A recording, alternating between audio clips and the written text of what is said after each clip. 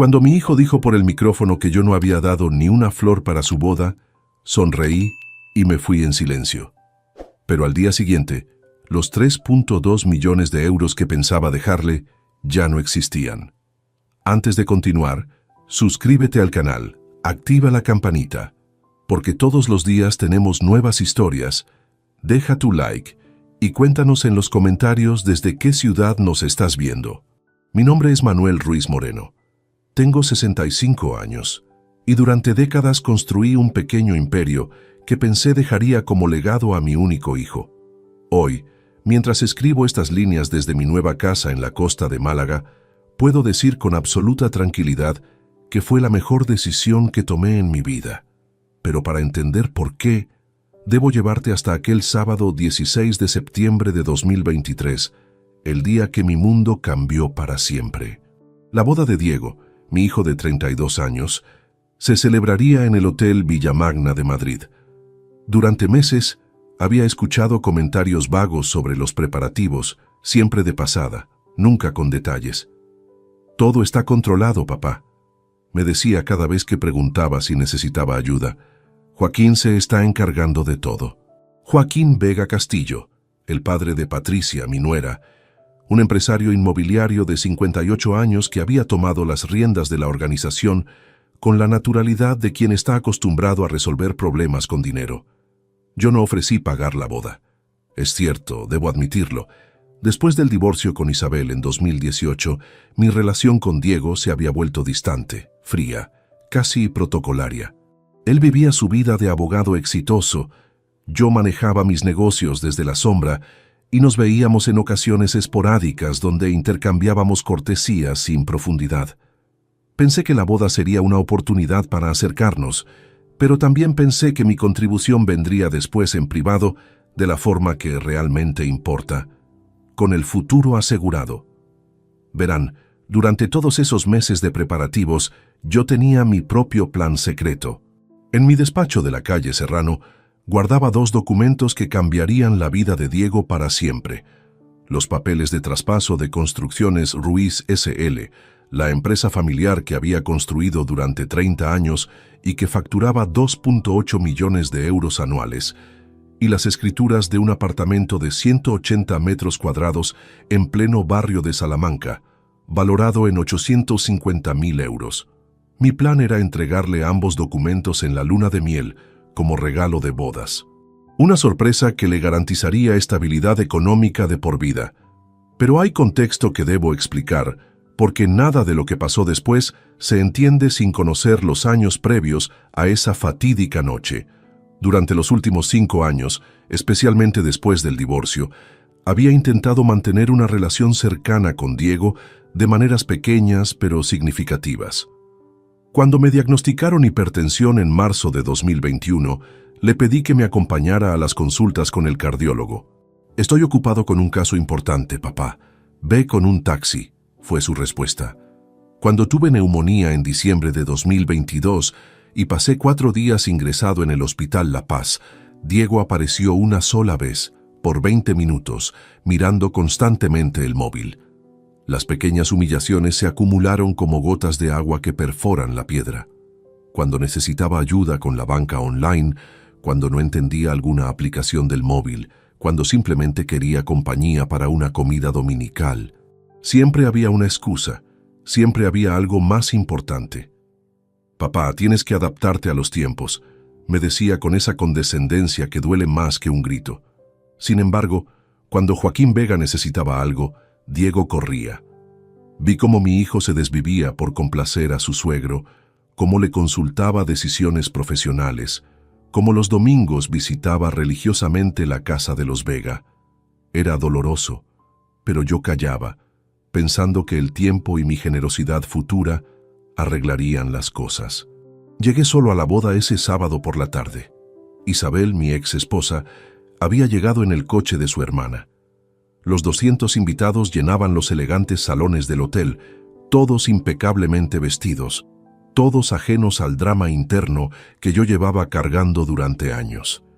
Diego se veía radiante con su smoking negro, Patricia preciosa en su vestido de encaje que, según comentarios que escuché, había costado 4.500 euros. Durante la ceremonia, observé a Joaquín en primera fila, fotogénico y orgulloso, recibiendo felicitaciones como si fuera él quien se casaba. Yo estaba en tercera fila, sonriendo educadamente, aplaudiendo en los momentos apropiados, sintiendo esa extraña mezcla de orgullo paternal y melancolía que solo un padre divorciado puede entender. La cena transcurrió sin sobresaltos. Hablé con algunos parientes lejanos, intercambié cortesías con colegas de Diego, elogié la comida y el servicio. Todo normal, todo civilizado. En mi mente repasaba una y otra vez el discurso que daría cuando llegara el momento de los brindis. Hablaría de lo orgulloso que estaba, de los buenos deseos para la pareja, y quizás mencionaría sutilmente la sorpresa que les esperaba. Pero ese momento nunca llegó para mí. Cuando Joaquín tomó el micrófono para el primer brindis, habló durante 8 minutos sobre su nuevo hijo, sobre la alegría de haber contribuido a hacer realidad este sueño de amor, sobre lo orgulloso que estaba de haber podido facilitar esta celebración perfecta. Los aplausos fueron largos y entusiastas. Luego fue el turno de Diego, y ahí fue cuando mi mundo, construido durante 65 años de trabajo, sacrificio y amor paternal, se desplomó con la fuerza de un terremoto. Diego tomó el micrófono con esa sonrisa confiada que había heredado de mí en los buenos tiempos. La luz del salón iluminaba su rostro mientras 200 pares de ojos se fijaban en él, esperando sus palabras. Patricia lo miraba desde la mesa principal con adoración, Joaquín asentía orgulloso desde su asiento e Isabel sonreía con esa expresión maternal que conocía tan bien. Yo esperaba escuchar mi nombre, esperaba ese reconocimiento que un padre merece, aunque sea por protocolo, aunque sea por educación básica. Había criado a ese hombre, lo había formado, había pagado sus estudios de Derecho en la Universidad Complutense, había estado presente en cada graduación, en cada logro importante de su vida, hasta el divorcio, por lo menos. Amigos, familia, comenzó Diego con voz clara y pausada. Hoy es el día más importante de mi vida. Patricia y yo queremos agradecer a todas las personas que han hecho posible esta celebración mágica. Sus primeras palabras fueron para Patricia, como era natural. Habló de su amor, de los planes que tenían juntos, de la felicidad que sentía, todo hermoso, todo esperado. Luego mencionó a Isabel, agradeciéndole por haberlo criado con tanto amor y dedicación. Mi exesposa se emocionó visiblemente, secándose discretamente las lágrimas. Hasta ahí, todo normal. Yo aguardaba mi turno, mentalmente preparando mi expresión de humilde agradecimiento para cuando me tocara. Pero entonces, Diego giró hacia la mesa donde estaba Joaquín, y su tono cambió completamente. Adquirió una calidez, una gratitud genuina que me heló la sangre. Quiero hacer un agradecimiento muy especial a Joaquín Vega, mi suegro, dijo elevando su copa hacia él, un hombre que desde el primer día me recibió como a un hijo verdadero.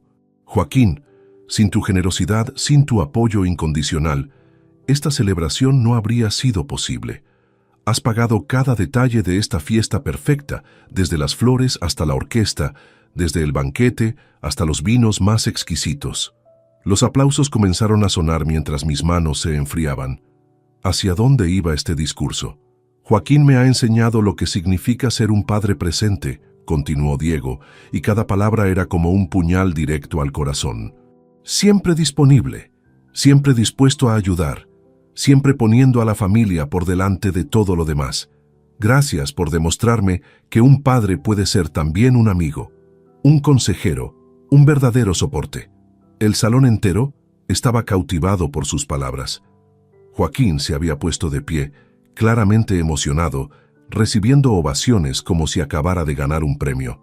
Y entonces llegó el momento que me perseguirá hasta el día de mi muerte. Diego hizo una pausa dramática, sonrió con esa ironía cruel que solo los hijos pueden dirigir a sus padres y soltó la bomba que destrozaría nuestra relación para siempre. Mi suegro ha pagado absolutamente todo en esta boda perfecta. Mi padre, bueno, se rió ligeramente, como si estuviera contando una anécdota divertida. Mi padre ni una flor ha dado. El silencio que siguió fue ensordecedor. 200 personas dirigieron sus miradas hacia mí instantáneamente. Algunas con pena, otras con sorpresa, unas pocas con esa curiosidad morbosa que despierta el drama familiar público. Sentí como si hubiera recibido una bofetada delante de toda España. Diego siguió hablando, pero ya no pude escuchar más. Sus palabras se convirtieron en un zumbido lejano mientras mi mente procesaba lo que acababa de suceder. No era solo la humillación pública, aunque esa dolía profundamente. Era el desprecio absoluto, la falta de respeto total hacia todo lo que había sido como padre. ¿Ni una flor? ¿De verdad pensaba que mi contribución a su vida se mediría por lo que había gastado en su boda? En esos segundos eternos, mientras fingía una sonrisa y aplaudía mecánicamente, mi memoria se convirtió en una máquina implacable que reprodujo cada desplante, cada humillación pequeña que había sufrido durante años. Recordé aquel martes de noviembre de 2022, cuando lo llamé angustiado, porque no conseguía acceder a mi cuenta bancaria online y el sistema me había bloqueado. «Papá, no puedo ahora. Estoy en una reunión importante. Llama al banco», me había dicho cortante. Pasé 3 horas en el teléfono con operadores que me transferían de departamento en departamento, hasta que finalmente una empleada joven tuvo la paciencia de ayudarme paso a paso. Recordé cuando necesité que alguien me llevara a hacerme una endoscopia en mayo de 2023. El procedimiento requería sedación y necesitaba compañía para volver a casa. «Papá, contrata un taxi privado, yo tengo que preparar un caso para el martes», fue su respuesta. Terminé pidiendo el favor a Sebastián, mi vecino de 78 años, que me acompañó sin chistar. Recordé los domingos vacíos cuando lo invitaba a comer y siempre tenía excusas. «Tengo que trabajar. Patricia y yo tenemos planes. Vamos a casa de Joaquín». Pero los lunes veía en Facebook las fotos de Diego en casa de los Vega, sonriente en almuerzos familiares donde había tiempo para todo. Mientras Diego continuaba su discurso agradeciendo a todas las personas importantes de nuestras vidas, yo seguía sin ser mencionado más allá de esa frase despectiva. Era como si hubiera sido reducido a una nota al pie, un personaje secundario en la vida del hombre que había criado. La ironía era brutal. En mi oficina tenía listos los documentos que lo convertirían en millonario de la noche a la mañana. Había planeado darle las llaves de un futuro próspero, de una seguridad económica que la mayoría de la gente solo puede soñar. Y él me acababa de reducir a ni una flor. Cuando Diego finalmente terminó su discurso, el salón estalló en aplausos. Joaquín se acercó a abrazarlo, palmadas en la espalda, sonrisas de orgullo mutuo. Patricia lo besó emocionada. Isabel aplaudía desde su mesa, aparentemente ajena al daño que su hijo acababa de infligir. Yo seguí sentado, manteniendo esa sonrisa forzada que me dolía físicamente. Algunos invitados cercanos me miraron con compasión mal disimulada. Escuché murmullos.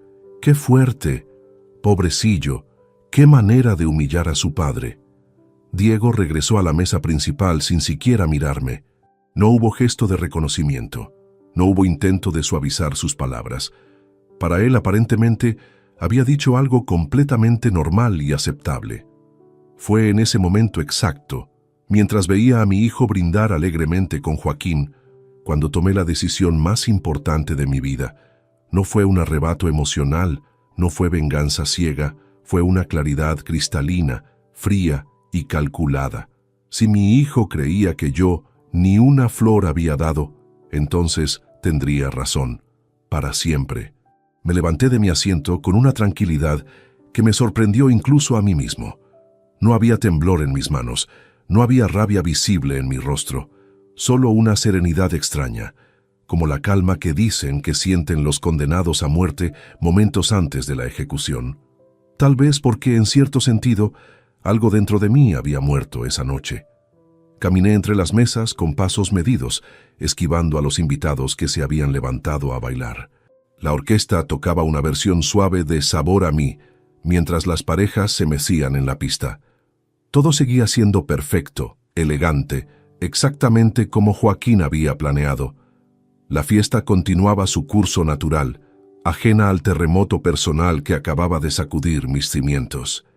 Llegué hasta la mesa principal, donde Diego conversaba animadamente con Patricia y sus amigos de la universidad. Lo observé durante unos segundos.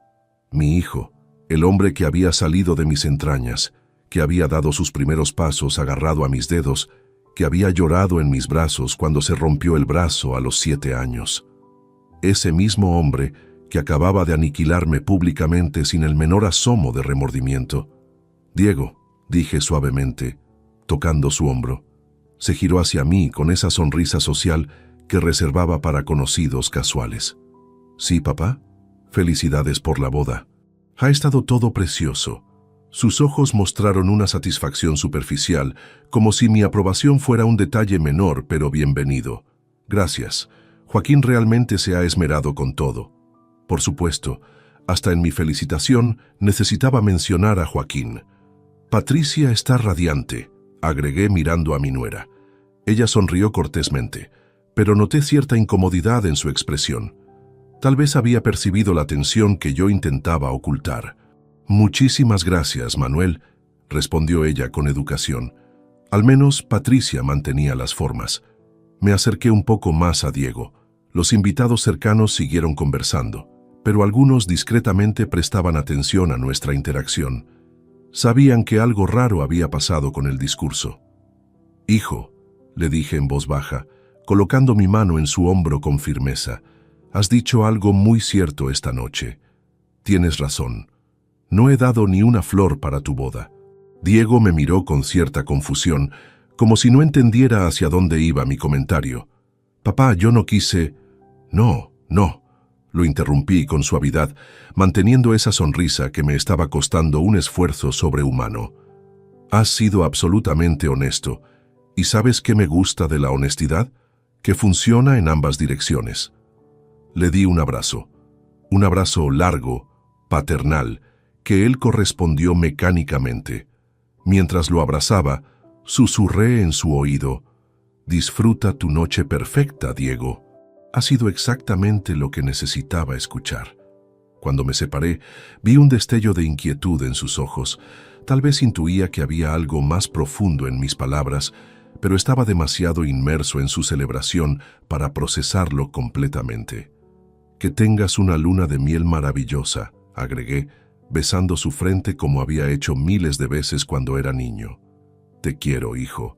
Sin esperar respuesta, me giré hacia Patricia, le di un beso cortés en la mejilla y le deseé toda la felicidad del mundo. Ella murmuró algo sobre esperanza de que nos viéramos pronto, palabras vacías de cortesía que ambos sabíamos que no significaban nada real. Después, me dirigí hacia Isabel, que estaba en su mesa charlando con su hermana Carmen. Mi ex esposa me recibió con esa frialdad educada que caracterizaba nuestras interacciones desde el divorcio. «Me voy ya, Isabel. La ceremonia ha sido muy bonita».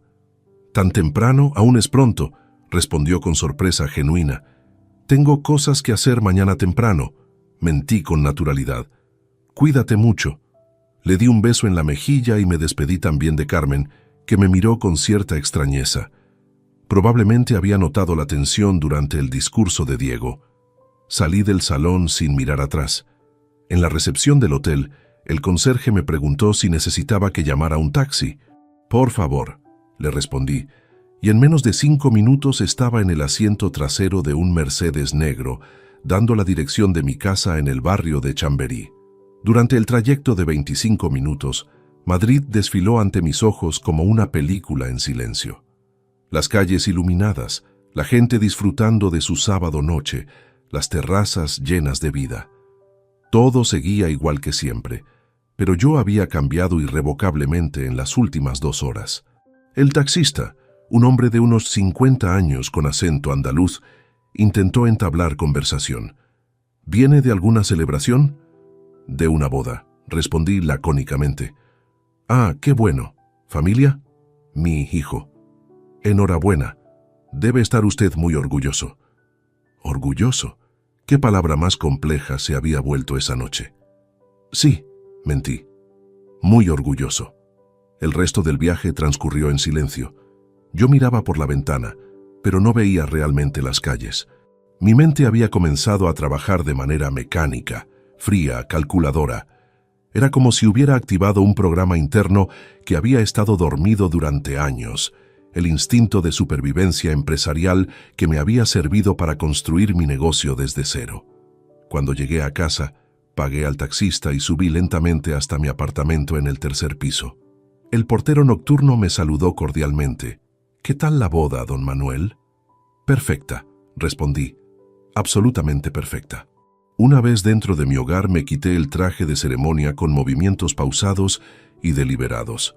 Colgué la chaqueta, aflojé la corbata, me puse ropa cómoda.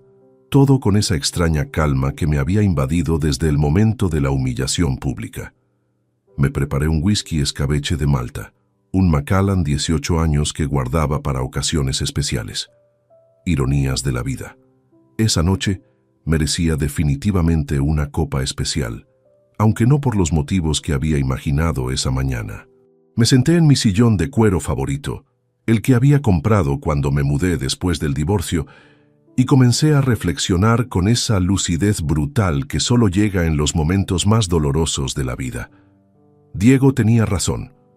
No había contribuido económicamente a su boda, pero no porque fuera tacaño, no porque no me importara, no porque no tuviera los medios.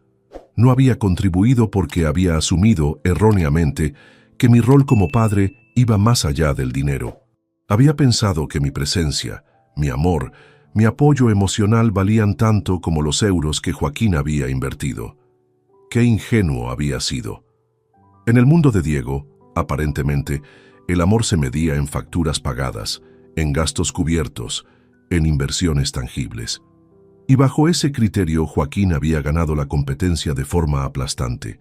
Joaquín era el padre que Diego quería, presente con la billetera, generoso con el dinero, siempre listo para resolver problemas económicos. Yo era simplemente el padre biológico, una figura decorativa que aparecía en ceremonias familiares para completar el protocolo social.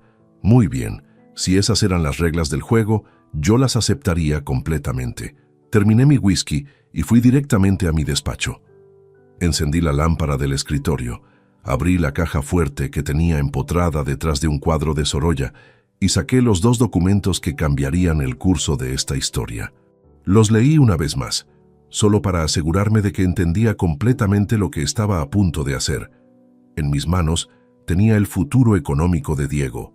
3.200.000 euros en valor total entre empresa y apartamento. Era hora de demostrarle que tenía razón. Su padre realmente no daba ni una flor. Los documentos estaban ahí, extendidos sobre mi escritorio de caoba bajo la luz amarillenta de la lámpara.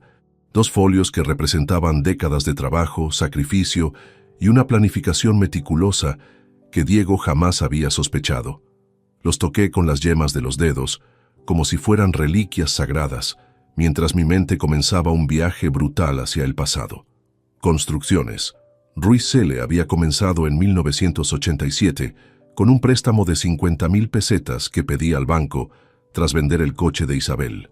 Diego tenía apenas 2 años entonces. Correteaba por la casa con sus pantalones cortos mientras yo llenaba formularios en la mesa de la cocina hasta altas horas. Isabel me preparaba café tras café, confiando ciegamente en mi visión de futuro, aunque nuestros ahorros fueran prácticamente inexistentes. Los primeros contratos fueron pequeños: reformas de baños, reparación de techos, trabajos menores que realizaba yo mismo con las herramientas que compraba de segunda mano. Diego se dormía escuchando el sonido de mi calculadora mientras hacía presupuestos, y los fines de semana me acompañaba a las obras envuelto en su chaquetita azul, preguntándome para qué servía cada herramienta. «Papá, ¿cuándo seré mayor para ayudarte?», me preguntaba con esos ojitos curiosos mientras yo colocaba azulejos o lijaba paredes. «Muy pronto, campeón», le respondía, acariciando su cabello. «Algún día todo esto será tuyo». Qué inocente había sido al creer que esas promesas significaban algo para él. La empresa creció gradualmente durante los años 90. Conseguimos contratos más grandes, reformas integrales de oficinas, construcción de chalets adosados, rehabilitación de edificios históricos. Para el año 2000 ya empleábamos a 15 personas y facturábamos más de 300.000 euros anuales. Diego, entonces con 15 años, presumía ante sus compañeros de instituto: mi padre tiene una empresa de construcción. Construye casas importantes. Se sentía orgulloso de mí en aquella época, o al menos fingía estarlo. El apartamento de la calle Velázquez lo adquirí en 2015, durante la crisis inmobiliaria, cuando los precios habían caído dramáticamente. Costó 480.000 euros entonces, una inversión arriesgada que Isabel criticó duramente. «Estás loco, Manuel.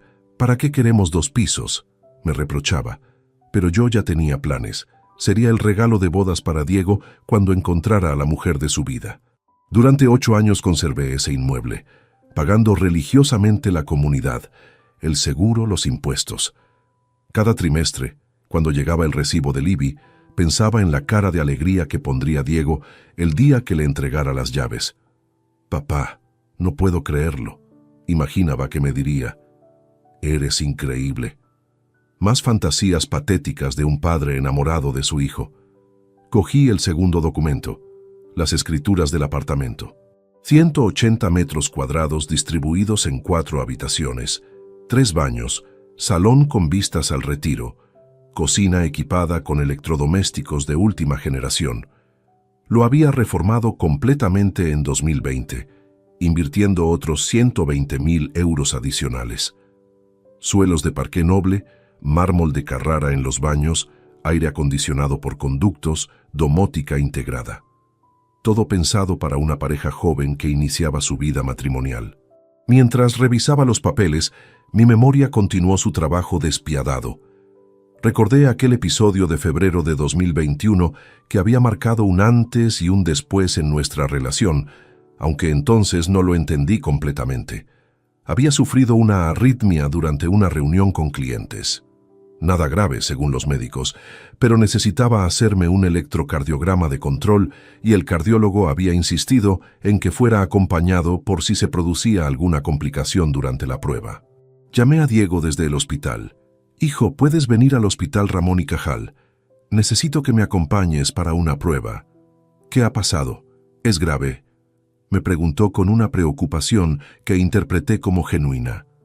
«No creo, pero el médico dice que es mejor que venga alguien conmigo». Hubo una pausa larga que debería haberme alertado. «Papá, estoy en medio de una mediación muy complicada. ¿No puede ir mamá contigo? Tu madre está trabajando y además ya sabes cómo se pone con los temas médicos», le expliqué. Isabel siempre se había alterado mucho ante cualquier problema de salud familiar.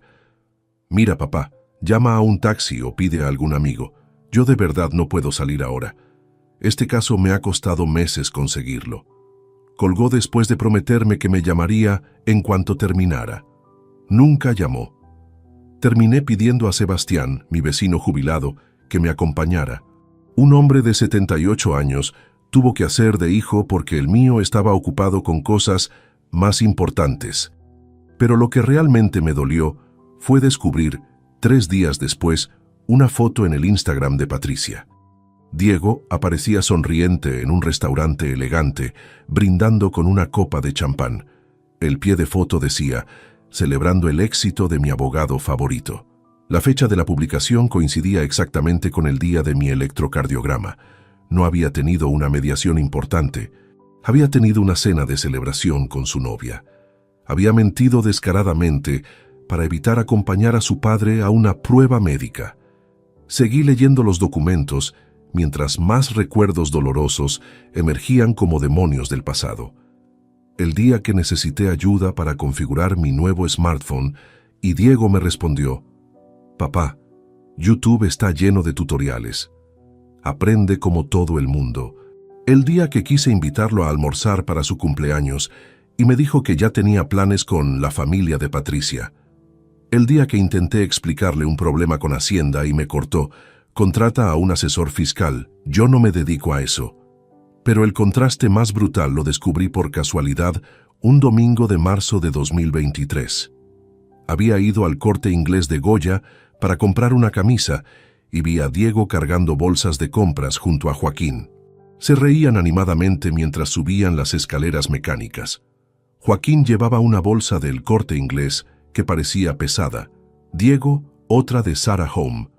Lo seguí discretamente, sintiéndome ridículo pero incapaz de resistir la curiosidad. Los vi entrar juntos en la sección de electrónicos. Joaquín señalaba una televisión de 55 pulgadas, mientras Diego asentía entusiasmado. Escuché fragmentos de su conversación.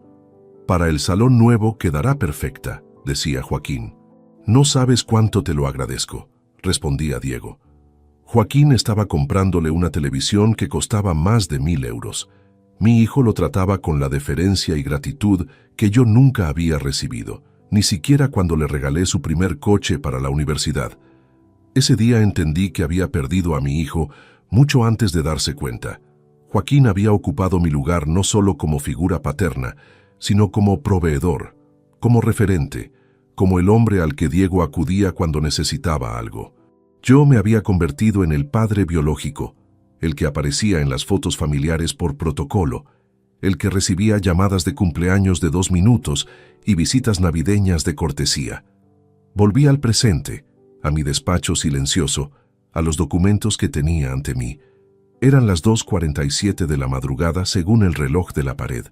Diego y Patricia probablemente estarían bailando los últimos temas de la noche, despidiendo a los invitados, recibiendo felicitaciones finales. Joaquín se habría llevado todos los elogios. ¡Qué fiesta tan perfecta! Has organizado todo impecablemente. Eres un suegro maravilloso. Y yo habría quedado como el tacaño que ni una flor dio. Perfecto. Era hora de que esa percepción se convirtiera en realidad permanente. Guardé los documentos en el sobre manila, donde los tenía organizados, y lo coloqué en el centro exacto del escritorio. Mañana comenzaría la fase más importante de mi plan, demostrarle a Diego que había estado absolutamente en lo cierto. Su padre realmente no daba nada, y nunca más lo haría. Desperté el domingo 17 de septiembre a las 6:30 de la mañana con una claridad mental que no había experimentado en años. No había rastro de la pesadez emocional que esperaba sentir después de una noche tan devastadora. Era como si mi cerebro hubiera procesado toda la información durante el sueño y hubiera llegado a conclusiones definitivas. Me preparé un café cargado y me senté en la terraza de mi apartamento, contemplando Madrid bajo la luz dorada del amanecer. La ciudad despertaba lentamente. Algunos madrugadores hacían ejercicio en el parque cercano. Los kioscos comenzaban a abrir. El tráfico era aún escaso. Todo normal, todo predecible. Igual que había sido mi relación con Diego durante años, predeciblemente dolorosa. Saqué mi agenda y comencé a hacer una lista meticulosa. No era un plan de venganza, como algunos podrían pensar, era un plan de coherencia. Si Diego consideraba que su padre ni una flor daba, entonces su padre sería exactamente eso, alguien que no da nada, jamás, a nadie, especialmente a él. El primer nombre que anoté fue Roberto Navarro Pérez, mi abogado de confianza desde hacía 15 años. Roberto me había ayudado con el divorcio. Había redactado todos los contratos importantes de la empresa. Conocía cada detalle de mi patrimonio. Si alguien podía ejecutar mi plan de manera impecable, era él. El segundo nombre fue Carlos Mendoza Ruiz, mi contacto en la inmobiliaria Sotheby's. Carlos había vendido propiedades de lujo para varios de mis clientes adinerados. Tenía experiencia con transacciones complejas y, más importante, discreción absoluta. El apartamento de Velázquez necesitaría un comprador que pagara al contado y cerrara la operación rápidamente. El tercer nombre me costó más trabajo escribirlo. Fernando Castañeda López, presidente de Inversiones Mediterráneo S.A., un grupo empresarial catalán que llevaba 2 años insistiendo en comprar Construcciones Ruiz. Fernando me había hecho ofertas generosas cada 6 meses, siempre rebatidas cortésmente porque yo tenía otros planes para la empresa. Planes que incluían un heredero natural llamado Diego. Esos planes habían muerto la noche anterior a las 22:34, hora exacta en que mi hijo pronunció esas palabras devastadoras. Revisé los contactos de mi móvil hasta encontrar el número de Fernando. Era demasiado temprano para llamar, pero sabía que era madrugador. A las 8:15 marqué su número. «Manuel, qué sorpresa tan agradable», contestó con esa energía característica de los empresarios catalanes. «¿Cómo estás? ¿Qué tal la boda de tu hijo?» «Perfecta, Fernando, absolutamente perfecta», respondí con ironía que él no pudo captar. «Te llamo porque he estado reflexionando sobre nuestras conversaciones anteriores». Hubo un silencio expectante al otro lado de la línea. Fernando era demasiado experimentado para mostrar emoción prematura, pero presentía que algo importante estaba por llegar. «¿En qué sentido, Manuel? Tu última oferta por Construcciones Ruiz, ¿sigue vigente?» «Por supuesto. De hecho, podríamos mejorarla dependiendo de varios factores. ¿Estás considerando seriamente vender?» «Muy seriamente. ¿Cuándo podríamos reunirnos para hablar detalles?» Fernando no pudo ocultar su entusiasmo. «¿Te parece mañana lunes? Puedo volar a Madrid sin problema». «Perfecto, en mi oficina a las 10:00. Allí estaré. Manuel, me alegra mucho que hayas tomado esta decisión. Será una gran adquisición para nosotros». Colgué sintiendo una extraña mezcla de liberación y melancolía. Acababa de dar el primer paso para desmantelar todo lo que había construido pensando en Diego. Era doloroso, pero también purificador, como limpiar una herida infectada. La segunda llamada fue a Roberto Navarro. Su secretaria me informó que estaba de fin de semana en su casa de campo, pero que podía localizarlo para urgencias. Le dije que era urgente. «Manuel, ¿todo bien? No es habitual que llames los domingos», me dijo Roberto cuando al fin contestó. «Necesito verte mañana temprano. Tengo que preparar varios documentos importantes, relacionado con algún problema legal. Todo lo contrario, voy a vender la empresa y el apartamento de Velázquez. Necesito que prepares toda la documentación». Roberto guardó silencio durante varios segundos. Conocía mis planes respecto a Diego, sabía lo importante que era para mí dejarle un patrimonio sólido. «Manuel, ¿estás seguro? Es una decisión muy importante. Tal vez deberías pensarlo unos días más». «Llevo pensándolo toda la vida, Roberto. Ya no hay marcha atrás». «Muy bien, nos vemos mañana a las 9:00. Prepararé todo lo necesario». La tercera llamada fue la más delicada. Carlos Mendoza respondió al segundo tono, como siempre. «Don Manuel, ¿cuánto tiempo sin saber de usted?» «Carlos, necesito que pongas en venta el apartamento de Velázquez inmediatamente». «¿El de 180 metros? ¿El que reformó hace 3 años?» «Exactamente ese.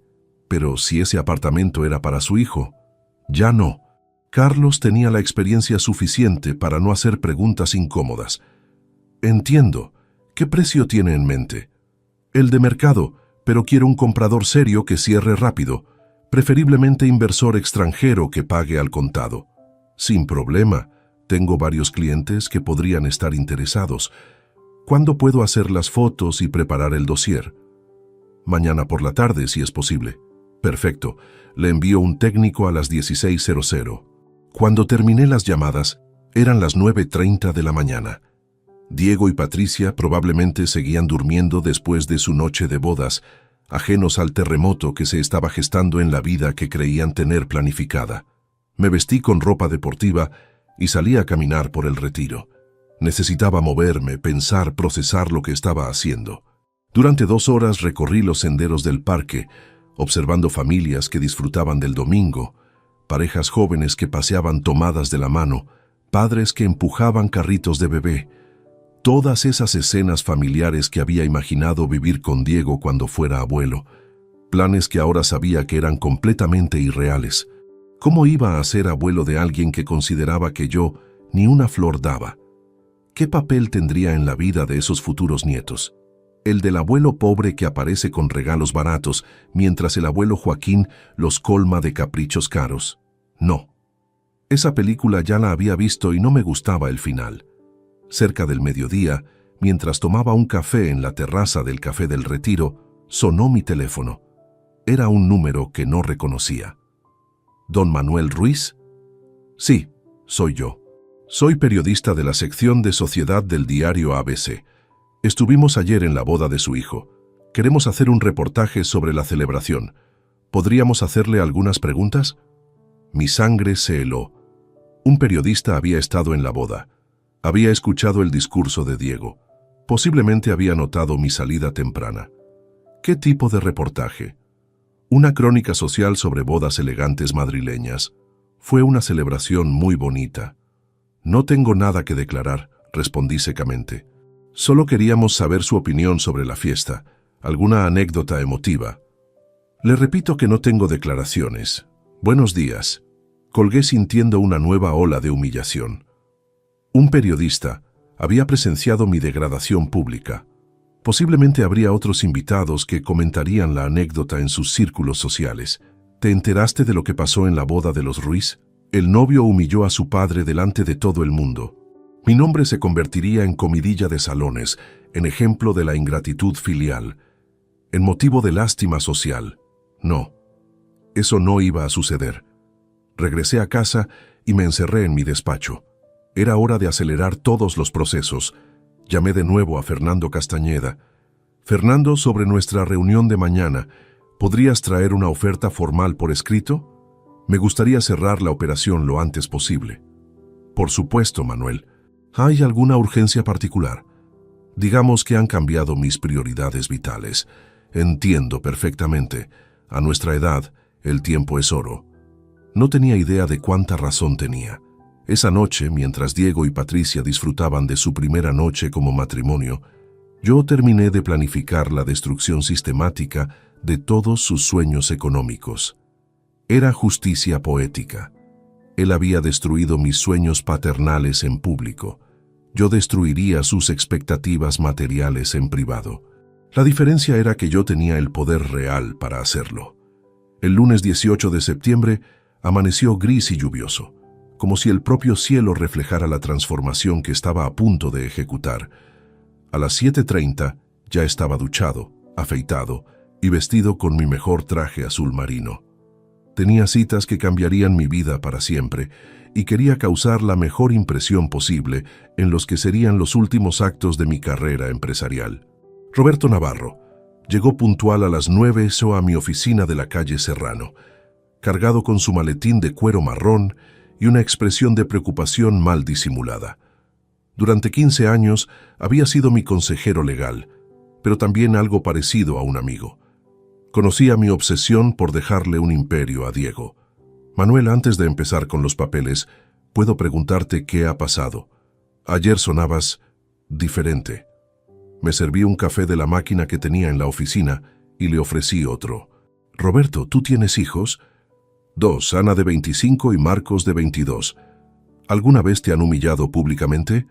Roberto frunció el ceño, claramente incómodo con la dirección de la conversación. No entiendo. Es simple. ¿Alguna vez han dicho delante de extraños que tú no vales nada como padre? Manuel, no sé qué ha ocurrido, pero tal vez sea un malentendido. No hay malentendidos, Roberto. Saqué mi móvil y busqué un video que había grabado uno de los invitados y subido a Instagram. Se oía claramente la voz de Diego. Mi suegro ha pagado absolutamente todo en esta boda perfecta. Mi padre ni una flor ha dado. Roberto escuchó el audio 2 veces, su expresión cambiando gradualmente de confusión a comprensión y finalmente a indignación. Dios mío, Manuel, lo siento mucho. No necesito lástima, Roberto. Necesito documentos de venta. ¿Los has preparado? Roberto abrió su maletín y extrajo una gruesa carpeta azul. Todo está aquí. Contratos de compraventa tanto para la empresa como para el inmueble. Pero debo insistir en que te tomes más tiempo para pensarlo. Estas decisiones son irreversibles. Exactamente por eso las estoy tomando. Quiero que sean irreversibles. Revisamos cada cláusula, cada detalle legal.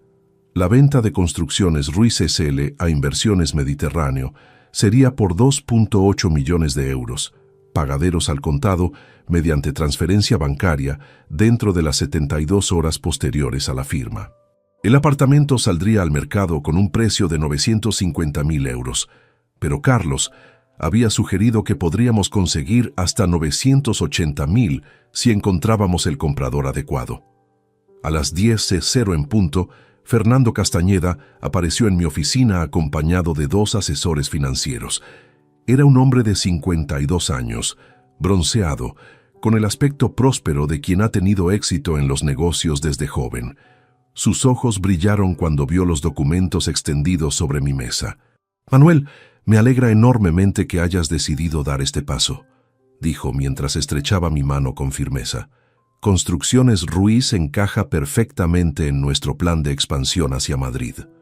Las negociaciones fueron sorprendentemente fluidas. Fernando había venido preparado para cerrar el trato inmediatamente. Su oferta final fue de 2,85 millones de euros, 50.000 más de lo que habíamos acordado por teléfono. «Es una empresa sólida con una reputación impecable», explicó Fernando, mientras sus asesores revisaban los balances financieros. «Tus empleados son leales, tus clientes satisfechos, tu cartera de proyectos futuros está bien planificada. Es exactamente lo que buscábamos». Ironías de la vida. Fernando valoraba mi empresa más que mi propio hijo. «¿Cuándo podrían hacerse efectivo el pago?», pregunté. «Mañana martes por la mañana tendríamos el dinero en tu cuenta. Nuestro banco ya tiene preaprobada la operación». «Perfecto. Roberto, ¿podemos firmar ahora?». Roberto me miró una última vez con expresión suplicante. «Manuel, ¿estás completamente seguro?». «Nunca he estado más seguro de nada en mi vida». Firmé los documentos con la misma tranquilidad con que había firmado miles de contratos a lo largo de mi carrera. Cada rúbrica era una liberación. Cada sello, un paso hacia la nueva vida que había decidido construir. Fernando y sus asesores se marcharon a las 11:30, eufóricos con su adquisición. Roberto se quedó unos minutos más, organizando los papeles y programando las gestiones finales. «¿Qué vas a hacer con todo ese dinero?», me preguntó mientras cerraba su maletín. «Vivir. Por primera vez en años, simplemente vivir». A las 12:00 llegó Carlos Mendoza con un fotógrafo profesional y una arquitecta especializada en tasaciones. Recorrieron cada rincón del apartamento de Velázquez, tomando fotografías desde todos los ángulos posibles. «Es una propiedad excepcional», comentó la arquitecta mientras medía la terraza. «La ubicación es inmejorante, la reforma está impecable, las calidades son de lujo. No tendremos problemas para venderla rápidamente». Carlos había traído también algunas ofertas preliminares. «Ya tengo 3 clientes interesados solo por la descripción que les di por teléfono. Uno de ellos es un empresario ruso que quiere algo en el centro de Madrid para su hija, que estudia en IA Business School. Estaría dispuesto a pagar 975.000 euros sin regatear si el inmueble le gusta. ¿Cuándo puede verlo?». «Mañana por la tarde, si te parece bien». «Perfecto. Cuanto antes, mejor». Mientras el equipo de Carlos trabajaba, yo me senté en el balcón del apartamento, contemplando las vistas al retiro que Diego nunca disfrutaría. Había imaginado tantas veces la cara de felicidad que pondría cuando le entregara las llaves. «Papá, no puedo creerlo. Es increíble», le había oído decir en mis fantasías paternales. Ahora esas fantasías se habían convertido en pesadillas, donde escuchaba una y otra vez: «Mi padre ni una flor ha dado». A las 14:30, cuando Carlos y su equipo se marcharon, me quedé solo en el apartamento vacío. Caminé por las habitaciones que había decorado, pensando en la felicidad de Diego y Patricia. El dormitorio principal con vistas panorámicas, el despacho donde Diego podría trabajar desde casa, la cocina americana perfecta para una pareja joven, todo perdido por una frase cruel pronunciada delante de 200 personas. Cerré el apartamento y regresé a mi oficina. Tenía que informar a mis empleados sobre la venta. Sería doloroso, pero necesario. Muchos de ellos llevaban años trabajando conmigo, algunos desde los inicios de la empresa. Habían confiado en la estabilidad de Construcciones Ruiz, en mi palabra, en mi liderazgo. Convoqué una reunión urgente para las 16:00. Los 15 empleados se reunieron en la sala de conferencias con expresiones preocupadas. Era inusual que los citara a todos sin previo aviso. «Amigos», comencé, «os he reunido para comunicaros una decisión importante. He vendido Construcciones Ruiz a un grupo empresarial catalán muy sólido. El silencio fue total. Algunas caras mostraron sorpresa, otras preocupación, unas pocas resignación. ¿Esto significa que nos quedamos sin trabajo?, preguntó Álvaro, mi capataz más veterano. Todo lo contrario. Los nuevos propietarios quieren mantener toda la plantilla. De hecho, van a ampliar la empresa y crear nuevos puestos. Vuestros empleos están garantizados. Pero, don Manuel, intervino Carmen, la administrativa, ¿por qué ha tomado esta decisión? Pensábamos que la empresa se la dejaría a Diego. La pregunta que todos tenían en mente y que nadie se atrevía a hacer. Los planes cambian, respondí simplemente. A veces la vida te enseña que tus prioridades estaban equivocadas. Expliqué los detalles del traspaso, las fechas, los nuevos contactos. Fernando había prometido venir el jueves para conocer personalmente a todo el equipo y explicar sus planes de futuro. Cuando terminó la reunión, varios empleados se acercaron individualmente para agradecerme los años de trabajo conjunto. Algunos, los más antiguos, tenían lágrimas en los ojos. Habían sido más leales a la empresa que mi propio hijo. A las 18:00, solo en mi oficina, hice balance de la jornada. En un solo día había desmontado el trabajo de toda una vida. Mañana tendría casi 3 millones de euros en el banco y ninguna responsabilidad empresarial. Era extraño sentirse tan libre y tan vacío al mismo tiempo. Cogí mi móvil para comprobar si Diego había intentado contactar conmigo. Ninguna llamada, ningún mensaje. Seguía en su burbuja de felicidad matrimonial, ajeno a que su futuro económico se estaba desvaneciendo a cada hora que pasaba. Pronto lo sabría. Muy pronto. El martes 19 de septiembre comenzó para Diego como cualquier otro día laboral, sin saber que sería el último de su vida en que se sentiría económicamente seguro. Se levantó a las 7:30 en su apartamento de alquiler en Malasaña. Se duchó cantando, mientras Patricia preparaba el desayuno, y se vistió con la satisfacción de un hombre que acababa de casarse y tenía el mundo a sus pies. Durante el trayecto en metro hacia la oficina de Construcciones Ruiz en la calle Serrano, Diego revisaba en su móvil las fotografías de la boda que los invitados habían ido subiendo a Instagram. Sonreía al verse en cada imagen, elegante en su smoking, radiante junto a Patricia, rodeado de familiares y amigos. La fiesta había sido perfecta, exactamente como Joaquín había prometido. Llegó a la oficina a las 9:15, saludó cordialmente a Carmen en recepción y se dirigió hacia su despacho en la segunda planta. Desde que terminó sus estudios de Derecho, había trabajado allí como asesor jurídico de la empresa, encargándose de contratos, licencias y temas legales. No era exactamente su pasión, pero el sueldo era generoso y sabía que algún día todo aquello sería suyo. Su plan de vida estaba perfectamente diseñado. Trabajar en la empresa familiar hasta que su padre decidiera jubilarse, heredar el negocio, expandirlo con ideas modernas y convertirse en un empresario exitoso sin el esfuerzo de empezar desde cero. Patricia compartía esa visión de futuro. De hecho, habían hablado de remodelar las oficinas una vez que Diego tomara el control. Pero cuando llegó al segundo piso, se encontró con una escena que no entendía. Había 3 hombres en trajes caros midiendo las oficinas con cintas métricas. Uno de ellos llevaba una tableta donde anotaba dimensiones. Otro fotografiaba cada rincón. El tercero hablaba por teléfono en catalán. Carmen no estaba en su puesto habitual y tampoco veía a ninguno de sus compañeros de trabajo. «Disculpen», se dirigió al hombre de la tableta. «¿Qué están haciendo aquí?» «Buenos días. Somos de Inversiones Mediterráneo. Estamos realizando el inventario inicial de las instalaciones». Diego frunció el ceño. «¿Inventario? ¿Para qué?» «Para la transición. ¿Usted es empleado de Construcciones Ruiz?» «Soy Diego Ruiz, hijo del propietario». «¿Qué transición?» Los 3 hombres intercambiaron miradas incómodas. El que parecía más veterano dejó su trabajo y se acercó a Diego con expresión seria. «Señor Ruiz, tal vez debería hablar con su padre. Nosotros solo estamos cumpliendo órdenes de nuestros superiores». «¿Qué órdenes? ¿De qué están hablando?»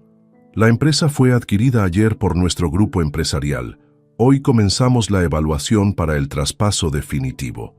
Diego sintió como si hubiera recibido un puñetazo en el estómago. Eso es imposible. Mi padre no vendería la empresa sin consultármelo. Señor, entendemos que puede ser una sorpresa, pero todos los documentos están en regla. La operación se formalizó ayer por la mañana. Diego sacó su móvil con manos temblorosas y marcó el número de Carmen. Contestó al tercer tono. Carmen, ¿dónde estás? Hay gente extraña en la oficina. Diego, ¿no te ha llamado tu padre? Ayer nos reunió a todos para comunicarnos la venta.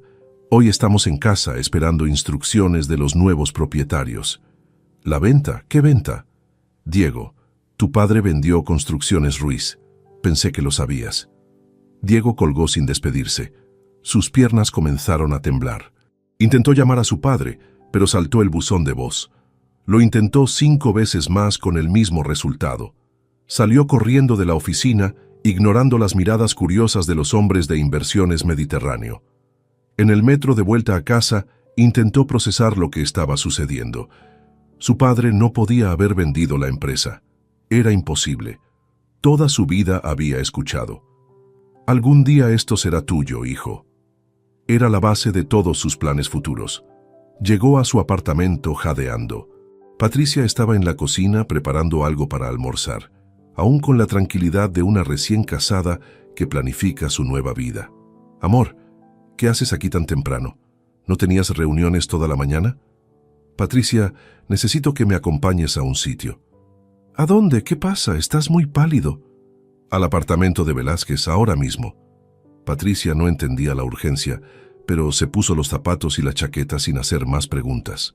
Durante el trayecto en taxi, Diego intentó explicarle lo que había descubierto, aunque él mismo no terminaba de comprenderlo.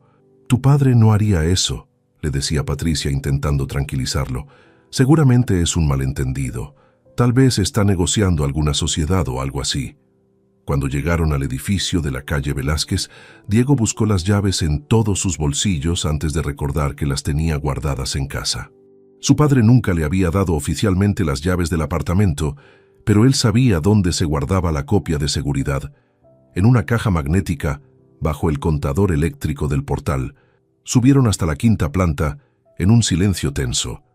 Diego sentía el corazón latiendo con violencia mientras introducía la llave en la cerradura. Abrió la puerta y se encontró con una escena que terminó de confirmar sus peores sospechas. El apartamento estaba vacío de muebles personales, pero lleno de carteles inmobiliarios. «Se vende», decían en varios idiomas. Había folletos publicitarios esparcidos sobre la encimera de la cocina, fotografías profesionales pegadas en las paredes e incluso un cartel luminoso en el balcón visible desde la calle. Patricia recogió uno de los folletos. Apartamento de lujo en el barrio de Salamanca, 180 metros, totalmente reformado, vistas al retiro. Precio, 975.000 euros. Este era nuestro regalo de boda, murmuró Diego más para sí mismo que para Patricia. Mi padre me había prometido que sería nuestro cuando nos casáramos. Patricia comenzó a caminar por las habitaciones vacías, leyendo los carteles publicitarios, procesando lentamente la magnitud de lo que estaba viendo. Diego, ¿cuándo te prometió tu padre este apartamento? Hace años. Desde que lo compró, siempre me decía que sería para mi boda. ¿Y cuándo fue la última vez que te lo confirmó? Diego tuvo que pensar. No lo sé, hace tiempo, pero siempre hablaba de ello como algo seguro. Patricia se sentó en el suelo del salón vacío, con el folleto inmobiliario en las manos. Su expresión había cambiado de confusión a algo parecido al pánico. Diego, ¿qué ha pasado? ¿Por qué tu padre está vendiendo todo? No lo sé. No entiendo nada. Diego intentó llamar a su padre otra vez, pero seguía sin contestar. Luego probó a llamar a Isabel, su madre. «Mamá, necesito hablar contigo urgentemente». «Diego, hijo, ¿qué ocurre? Suenas alterado». «¿Sabías que papá ha vendido la empresa?» Hubo un silencio largo al otro lado de la línea. «¿Qué?» «La empresa. La ha vendido a una compañía catalana. Y también está vendiendo el apartamento que me había prometido». «Diego, eso es imposible. Tu padre lleva toda la vida diciendo que la empresa sería tuya». «Pues ya no. He estado en la oficina y hay gente nueva midiendo todo. El apartamento está lleno de carteles de venta». Isabel guardó silencio durante varios segundos. Cuando volvió a hablar, su voz sonaba preocupada. ¿Has hablado con él? No contesta al teléfono. Diego, tiene que haber una explicación. Tu padre no haría esto sin una razón muy poderosa. ¿Qué razón podría tener? Isabel suspiró profundamente. Hijo, ¿pasó algo en la boda? ¿Algún malentendido? Diego recordó vagamente su discurso de agradecimiento, pero no veía nada problemático en ello. Había agradecido a Joaquín por organizar la fiesta. Había mencionado que su padre no había contribuido económicamente. Todo cierto, todo normal. No, mamá, todo fue perfecto. Entonces debe haber otra explicación. Dame un poco de tiempo para localizarlo.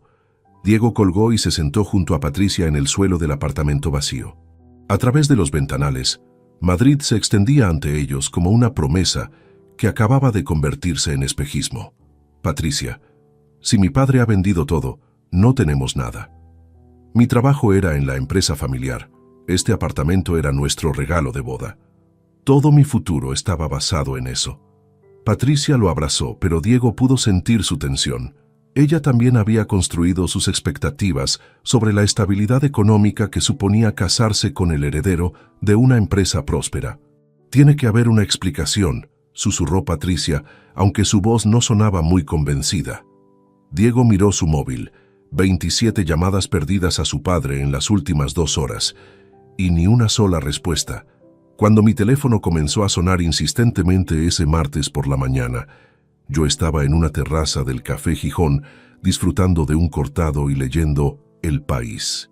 Había silenciado las notificaciones la noche anterior. Necesitaba un descanso mental después de 2 días intensos, desmontando mi vida empresarial.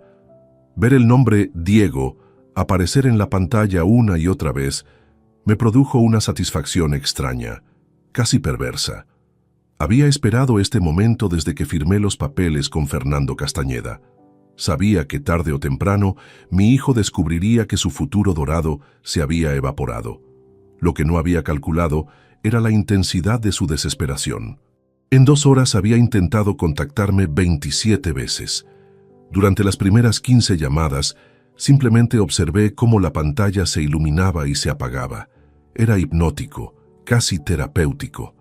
Cada llamada rechazada era un pequeño acto de justicia, una respuesta diferida a años de desplantes y humillaciones. Estoy ocupado, le había dicho yo ahora, sin decírselo. Cerca del mediodía, decidí que había llegado el momento. Diego necesitaba aprender la lección completa, y para eso tenía que escuchar mi voz. Contesté al teléfono con la tranquilidad de quien tiene todo el poder en sus manos. ¿Sí? Papá, por fin. He estado intentando llamarte toda la mañana. La voz de Diego sonaba quebrada, al borde del pánico. Lo sé. He visto las llamadas. ¿Por qué no contestabas? Estaba ocupado. ¿Qué necesitas? Hubo un silencio desconcertado al otro lado de la línea. Diego claramente no esperaba esa frialdad en mi tono. Papá, ¿qué está pasando? He estado en la empresa y hay gente extraña diciendo que la has vendido. Es correcto, la vendí ayer. ¿Cómo que la vendiste? ¿Por qué no me lo dijiste? ¿Para qué? Tú mismo dijiste el sábado que yo no doy nada. ¿Para qué iba a consultarte sobre algo que, según tus propias palabras, no te incumbe? Papá, yo no quise decir... Dijiste exactamente lo que querías decir, Diego, delante de 200 personas. Mi padre ni una flor ha dado. ¿Recuerdas? El silencio que siguió fue largo y pesado. Pude escuchar su respiración agitada, el sonido de fondo que indicaba que no estaba solo. Papá, estaba nervioso. Era mi noche de boda. Y era la noche en que decidiste humillarme públicamente. Las consecuencias de nuestros actos, hijo, algo que deberías haber aprendido hace años. Pero la empresa era mía. Siempre me habías dicho que sería mía. Era tuya mientras yo considerara que merecías heredarla. Tus palabras del sábado me demostraron lo equivocado que estaba. Escuché sollozos al fondo. Patricia probablemente estaba llorando al entender la magnitud de lo que habían perdido. Papá, por favor, tiene que haber una solución. ¿Podemos deshacer la venta? No, Diego, no podemos. Los contratos están firmados, el dinero transferido. Es irreversible, igual que las palabras que pronunciaste por el micrófono. Era solo una frase. No puede ser que por una frase pierdas todo. Una sola frase. Diego, esa frase fue el resumen perfecto de cómo me has tratado durante años. Cuando tuve pneumonía y necesitaba compañía, tú estabas ocupado. Cuando necesité ayuda con el banco, tú estabas ocupado. Cuando quería almorzar contigo los domingos, tú tenías planes con la familia de Patricia. Papá, pero cuando Joaquín te llamaba, tú corrías. Cuando él necesitaba algo, tú aparecías. Él se ganó tu respeto y gratitud en 6 meses. Yo no pude conseguirlo en 32 años. Eso no es cierto, ¿no? Entonces explícame por qué en tu discurso de boda elogiaste a Joaquín durante 5 minutos y me mencionaste solo para decir que yo no había contribuido con nada. Diego comenzó a llorar abiertamente. Eran sollozos de un hombre adulto que acababa de entender que había perdido su futuro por su propia estupidez. Papá, perdóname. No sabía lo que decía. Estaba emocionado, quería agradecer a Joaquín. Y estás en tu derecho. Joaquín se merece tu gratitud. Pagó tu boda. Te trata como al hijo que nunca tuvo. Yo simplemente acepté el rol que tú me asignaste. El padre que no da nada. Pero yo te quiero, eres mi padre. ¿Me quieres de verdad, Diego? Por supuesto que sí. Entonces dime, ¿cuándo fue la última vez que me visitaste sin necesitar algo? ¿Cuándo fue la última vez que me preguntaste cómo estaba mi salud? ¿Cuándo fue la última vez que me invitaste a comer porque querías pasar tiempo conmigo? Diego guardó silencio. Ambos sabíamos que no podía responder esas preguntas. ¿Y el apartamento de Velázquez? Preguntó con voz quebrada. También en venta. De hecho, hay un comprador interesado que viene esta tarde. Ese apartamento era mi regalo de boda. Era tu regalo de boda cuando yo creía que merecías recibirlo. Tu comportamiento del sábado me demostró que estaba equivocado. Papá, por favor, Patricia está aquí conmigo, está llorando. Vuestros planes estaban basados en mi generosidad, Diego, y tú mismo dijiste que yo no soy generoso, que no doy ni una flor. Ahora simplemente estoy siendo coherente con tu evaluación. No puede ser que seas tan cruel. ¿Cruel? ¿Te parece cruel que un padre dé exactamente lo que su hijo dice que da? Tú dijiste la verdad. Yo no di nada para tu boda. Ahora no daré nada para tu futuro. Es simple coherencia. Papá, te lo suplico. Diego, durante años te supliqué a ti. Te supliqué tiempo, atención, respeto mínimo. Y tú siempre estabas ocupado. Ahora soy yo el que está ocupado. ¿Ocupado con qué?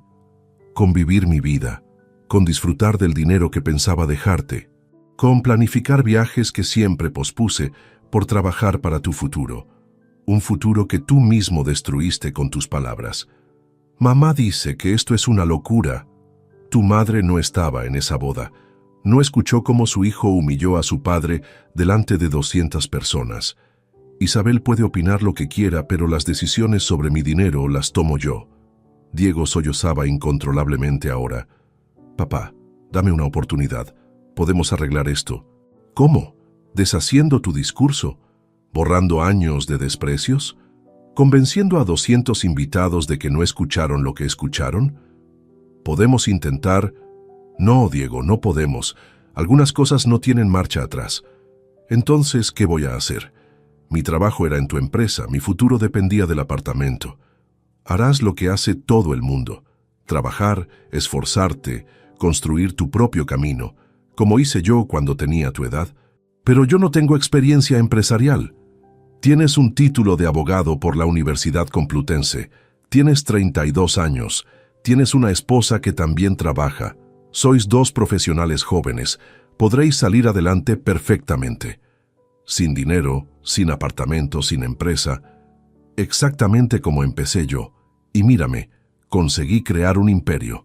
Claro que después descubrí que a mi heredero le daba igual ese imperio, que lo consideraba tan poco valioso que públicamente declaró que yo ni una flor daba. Papá, por última vez te pido perdón. Te perdono, Diego. Te perdono completamente. Pero perdonar no significa olvidar las consecuencias. Aprendiste que las palabras tienen poder. Ahora aprenderás que también tienen precio. ¿Y si demostramos que hemos cambiado? ¿Si empezamos de nuevo? Diego, tienes 32 años. Si a esta edad no has aprendido a respetar a tu padre, no vas a aprenderlo ahora que necesitas su dinero. El respeto por necesidad no es respeto real. Entonces, esto se acabó. Esto se acabó hace tiempo, hijo. El sábado simplemente fue la confirmación oficial. Colgué el teléfono con una sensación de liberación absoluta. Por primera vez en años, había tenido una conversación completamente honesta con mi hijo, sin máscaras, sin falsas cortesías, sin esperar nada de él. Era doloroso, pero era real. Y la realidad, por muy cruel que sea, siempre es mejor que la mentira piadosa. Diego había aprendido su primera lección. Las palabras tienen consecuencias. Pronto aprendería la segunda. El respeto no se mendiga, se gana. Y él había perdido su oportunidad para siempre. A las 19:30 de ese martes, mientras yo revisaba tranquilamente los contratos finales de venta en mi despacho, escuché el timbre de mi apartamento sonar con insistencia. No era un timbrazo educado de visita cordial. Era el sonido desesperado de alguien que presiona el botón una y otra vez sin pausa. Sabía perfectamente quién era. Me acerqué al portero automático con la parsimonia de quien tiene todo el tiempo del mundo. En la pequeña pantalla vi a Diego y Patricia en el portal, ambos con expresiones desencajadas. Él gesticulaba nerviosamente mientras hablaba por el móvil. Ella se secaba los ojos con un pañuelo arrugado. ¿Sí? Pregunté con voz neutra. Papá, soy Diego, necesito hablar contigo, por favor. ¿Acerca de qué? Papá, por favor, ábrenos. Patricia está conmigo. Necesitamos aclarar esto. No hay nada que aclarar, hijo. Todo está muy claro. 5 minutos. Solo te pido 5 minutos. Dudé unos segundos. Parte de mí quería mantener la puerta cerrada, terminar esta conversación por el portero automático y seguir con mi nueva vida. Pero otra parte, la que aún conservaba curiosidad por ver hasta dónde había llegado su desesperación, decidió que merecía la pena presenciar esta última escena. Tercero B, dije, y pulsé el botón. Los escuché subir las escaleras corriendo. Sus pasos resonaban en el hueco de la escalera como tambores de guerra. Cuando llegaron a mi puerta, respiraban agitadamente. Abrí antes de que llamaran. Diego tenía los ojos rojos e hinchados, la camisa arrugada, el cabello despeinado. No se había afeitado, y su aspecto general era el de alguien que había pasado el peor día de su vida. Patricia estaba peor. Había llorado tanto que el maquillaje se había corrido completamente, formando manchas oscuras bajo sus ojos. «Papá», comenzó Diego con voz ronca, «necesitamos hablar». «Pasad», dije con cortesía glacial, como si fueran comerciales que vinieran a ofrecerme algo que no necesitaba. Entraron en mi salón como condenados que caminan hacia el patíbulo. Patricia se sentó en el borde del sofá, con las manos entrelazadas y la mirada fija en el suelo. Diego permaneció de pie, paseando nerviosamente por la habitación. «¿Queréis beber algo?», ofrecí con la misma cortesía que mostraría a unos desconocidos. «No, papá, solo queremos...». Diego se detuvo y me miró directamente a los ojos. «Queremos pedirte perdón. Ya me habéis pedido perdón por teléfono. No así, no cara a cara, no como debe ser». Patricia levantó la vista por primera vez desde que había entrado. Sus ojos estaban cristalinos, a punto de derramarse otra vez. «Don Manuel», comenzó con voz temblorosa, «yo no sabía lo que Diego iba a decir en la boda.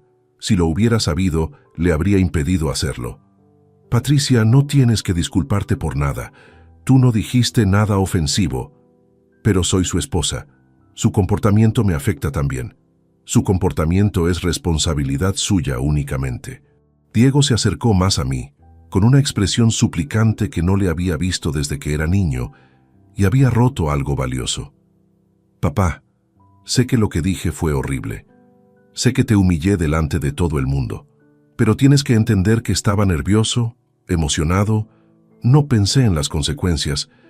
Diego, tenías 32 años cuando dijiste esas palabras. No eras un adolescente impulsivo. Eras un abogado exitoso en su noche de boda, hablando por un micrófono delante de 200 invitados. Sabías perfectamente lo que decías. Pero no quería herirte, ¿no? Entonces explícame exactamente qué querías conseguir cuando dijiste que yo ni una flor había dado. Diego se pasó las manos por el cabello, buscando una respuesta que sonara convincente. Quería agradecer a Joaquín. Había hecho tanto por nosotros. Podías haberle agradecido sin mencionarme a mí. Podías haber elogiado su generosidad sin contrastarlo con mi supuesta tacañería.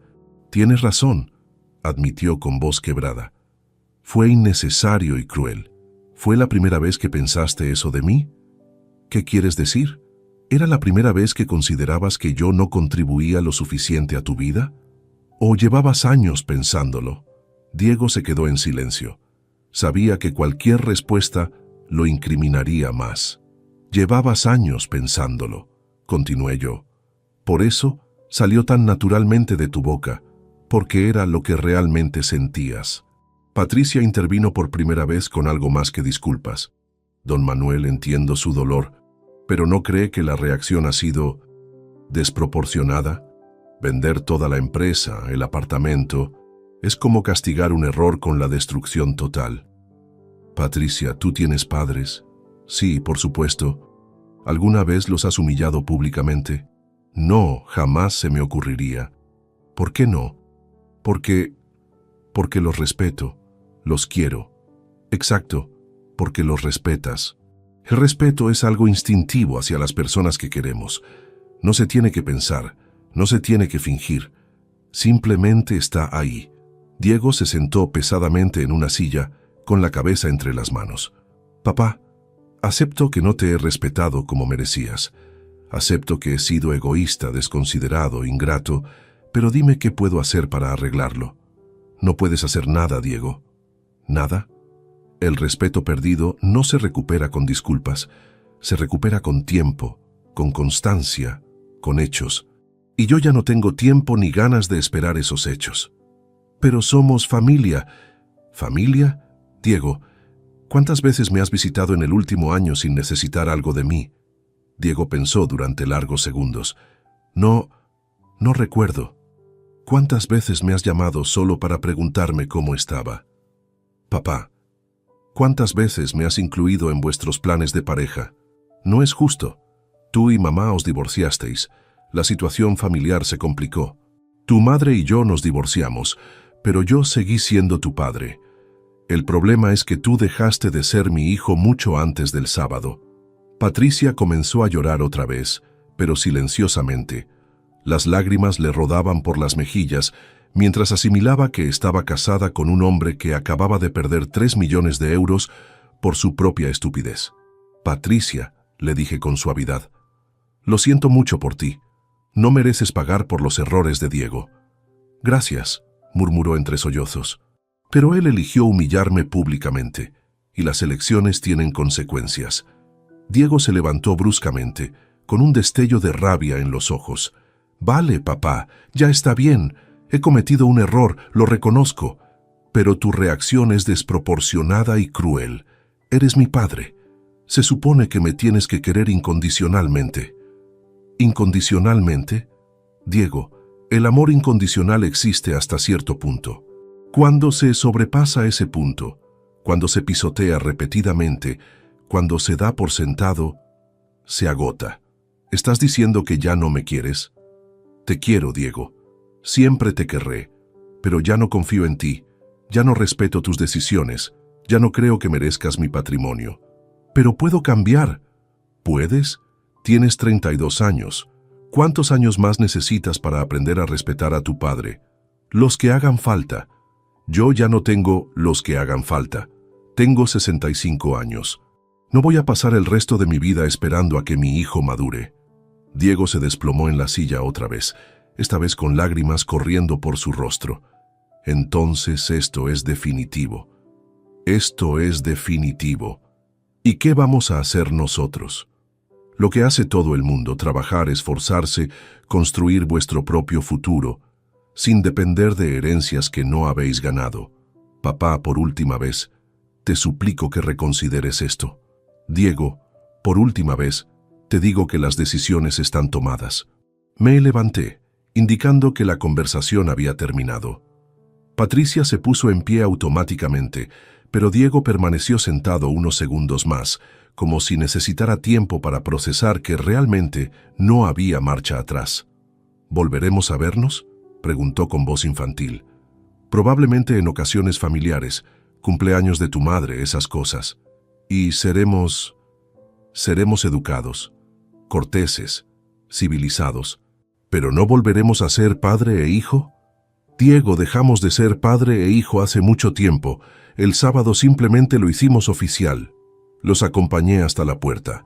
Patricia me dio un beso de despedida en la mejilla, susurrando, «Lo siento mucho», una vez más. Diego se quedó parado en el umbral, mirándome como si esperara un milagro de última hora. «Adiós, papá». «Adiós, Diego». Cerré la puerta y me apoyé contra ella, sintiendo un peso enorme que se quitaba de mis hombros. Por primera vez en años, mi casa estaba completamente en silencio, y ese silencio se sentía como libertad. Los días siguientes fueron un remolino de llamadas telefónicas, cada una más dramática que la anterior. Isabel fue la primera en contactarme, apenas una hora después de que Diego y Patricia salieran de mi apartamento. Su voz atravesaba el auricular cargada de indignación maternal. «Manuel, acabo de hablar con Diego. Está destrozado. ¿Cómo has podido hacerle esto?» «Buenos días, Isabel. ¿Cómo estás?» «No me cambies de tema. ¿Te das cuenta de lo que has hecho? Has arruinado el futuro de tu propio hijo por un comentario desafortunado». Me serví un whisky mientras escuchaba su sermón. Era curioso cómo Isabel siempre había tenido la capacidad de convertir las víctimas en culpables y viceversa. «Isabel, ¿estuviste en la boda?» «Por supuesto que estuve, pero no escuché nada terrible. Diego estaba nervioso, emocionado. ¿No escuchaste cuando dijo que yo ni una flor había dado?» Hubo un silencio incómodo. Isabel había escuchado perfectamente, pero elegía minimizarlo. «Manuel, esas cosas se dicen en el calor del momento. No significan nada. Para ti no significan nada. Para mí significaron todo. Eres su padre. Los padres perdonamos. Los padres perdonamos, Isabel. Pero después de años de humillaciones, después de ser constantemente ignorado, después de una humillación pública, hay límites». «¿Qué humillaciones? Diego te adora». Esa frase me hizo reír con amargura. ¿Me adora? ¿Cuándo fue la última vez que Diego me visitó sin necesitar algo? ¿Cuándo fue la última vez que me incluyó en sus planes? ¿Cuándo fue la última vez que se preocupó por mi salud? Está ocupado, tiene su vida. Tiene tiempo para Joaquín. Tiene tiempo para almorzar con Joaquín los domingos, para ir de compras con Joaquín, para consultarle decisiones a Joaquín. Joaquín se convirtió en el padre que yo dejé de ser hace años. «Estás celoso». «No estoy celoso, Isabel. Estoy liberado. Manuel, te lo suplico, reconsidera esto. Diego ha aprendido la lección». «¿Qué lección?» «La de que las palabras tienen consecuencias. Esa lección tenía que haberla aprendido hace décadas». «Pero es tu hijo. Es mi hijo biológico. Pero hace tiempo que dejó de ser mi hijo emocional». Isabel colgó furiosa, prometiendo que esto no quedaría así. No volví a saber de ella durante semanas.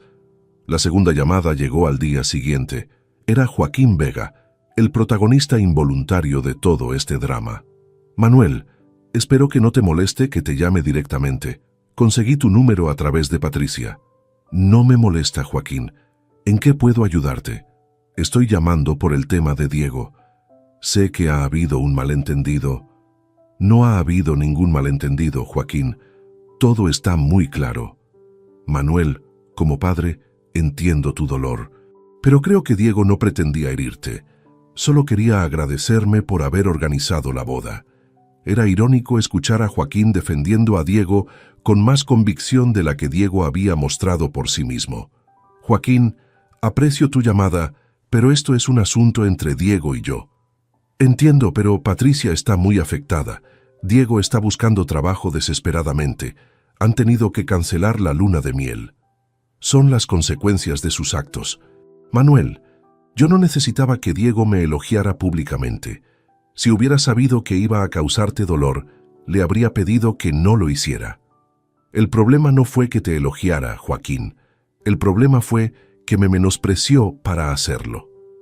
¿No podrías reconsiderar tu decisión? Al menos parcialmente. Las decisiones están tomadas. Entonces, lo siento mucho, Manuel. Genuinamente. Joaquín colgó con educación. Era un hombre decente que se había visto arrastrado a una situación familiar que no había buscado, pero tampoco iba a cambiar mi decisión por eso. La tercera llamada fue la más inesperada. Carmen, mi antigua recepcionista, me contactó llorando. Don Manuel, los nuevos jefes quieren cambiar todo, van a despedir a la mitad del personal. Carmen, Fernando me aseguró que mantendrían a todos los empleados. Eso dijeron al principio, pero ahora hablan de optimización de recursos. Don Manuel, llevamos años trabajando juntos. ¿No puede hacer algo? Carmen, yo ya no tengo nada que ver con la empresa. La vendí. Pero usted tiene influencia, usted podría hablar con ellos. No puedo hacer nada. Lo siento. Carmen siguió llorando mientras me explicaba que tenía una hipoteca, 2 hijos en la universidad y que encontrar trabajo a su edad era prácticamente imposible. Cada palabra era un puñal en mi conciencia. Después de colgar, me quedé largo rato mirando por la ventana. Había vendido la empresa pensando solo en castigar a Diego, pero mis empleados estaban pagando por una guerra que no habían iniciado. Gente leal que había trabajado conmigo durante años se quedaba sin empleo por mi decisión. Era el primer momento en que dudé de mi plan. Pero era demasiado tarde. Los contratos estaban firmados, el dinero transferido. Fernando Castañeda era técnicamente libre de hacer lo que quisiera con su nueva adquisición. La cuarta llamada llegó el viernes. Era Patricia, sola. Don Manuel, sé que Diego le ha llamado muchas veces y que usted no quiere hablar con él, pero le pido que me escuche a mí. Te escucho, Patricia. Diego no come, no duerme, está completamente hundido. Ha enviado currículos a todas las firmas de abogados de Madrid, pero sin referencias de su anterior trabajo. ¿Sin referencias? Yo no he hablado mal de él con nadie. Pero tampoco ha hablado bien. Y todos saben que trabajaba en la empresa de su padre. Cuando ven que usted vendió la empresa sin incluirlo, sacan conclusiones. No había pensado en eso. En el mundo legal madrileño, que Diego no hubiera heredado la empresa familiar, enviaba un mensaje muy claro sobre su valía profesional. Patricia, ¿qué quieres que haga? Una carta de recomendación, solo eso, para que pueda encontrar trabajo. Diego te pidió que me llamaras. No, él no sabe que estoy llamando. Está demasiado orgulloso para pedirle ayuda a usted después de todo. Era la primera vez que alguien usaba la palabra orgullo en relación con Diego. Tal vez su mujer lo conocía mejor que yo. Patricia, Diego es un abogado competente. No necesita mi recomendación para conseguir trabajo. Sí la necesita, don Manuel. Su apellido está asociado a Construcciones Ruiz. Todo el sector sabe que usted vendió sin incluirlo. Eso crea dudas sobre su profesionalidad. ¿Dudas infundadas? Patricia guardó silencio varios segundos. No todas infundadas, admitió finalmente. Diego se había acomodado. Trabajaba bien, pero sin la presión de demostrar nada, porque sabía que la empresa sería suya. Entonces quizás esto le sirva de estímulo. Don Manuel, le prometo que Diego ha cambiado. Está arrepentido genuinamente. Patricia, el arrepentimiento que llega solo cuando hay consecuencias no es arrepentimiento real. Es miedo. ¿Y eso no cuenta para nada? Cuenta, pero no lo suficiente. Entonces no escribirá la carta. No escribiré la carta. Patricia colgó sin despedirse. Esa noche, por primera vez desde la boda, sentí algo parecido a la tristeza por la situación que había creado. Pero no cambié de opinión. Al día siguiente, el sábado, vi una foto en el periódico local. Era Diego saliendo de una entrevista de trabajo con expresión derrotada. El pie de foto decía: Diego Ruiz Santos, hijo del empresario Manuel Ruiz, busca empleo tras la venta inesperada de la empresa familiar. La prensa había convertido mi drama personal en noticia pública. Esa tarde, mientras paseaba por el Retiro, me crucé con Sebastián, mi vecino anciano que me había ayudado con la endoscopia. Manuel, he visto lo del periódico. ¿Todo bien? Todo perfecto, Sebastián. ¿Seguro? Parece una situación complicada con tu hijo. Las situaciones complicadas a veces tienen soluciones simples. ¿Simple? No me parece simple. Sebastián, ¿tú tienes hijos? 3. 2 viven en Barcelona, 1 en Sevilla. ¿Te visitan? Cada 2 meses, como mínimo, y me llaman todas las semanas. ¿Sabes por qué? Porque los eduqué para que respetaran a su padre. Exacto. Sebastián había conseguido algo que yo había fallado en lograr, pero ya era demasiado tarde para cambiar el resultado. Las consecuencias estaban en marcha, y no había marcha atrás. Han pasado 8 meses desde aquella noche de septiembre que cambió todo para siempre. Mientras escribo estas líneas desde la terraza de mi nueva casa en Nerja, viendo el Mediterráneo extenderse hasta el horizonte, puedo afirmar sin dudas que tomé la decisión correcta.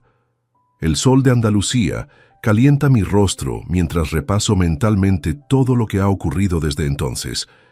En enero de 2024, 3 meses después de vender todos mis bienes, tomé una decisión que sorprendió incluso a mis amigos más cercanos.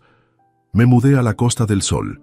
Con parte del dinero obtenido de las ventas, compré esta casa con vistas al mar, a 10 minutos caminando del centro de Nerja.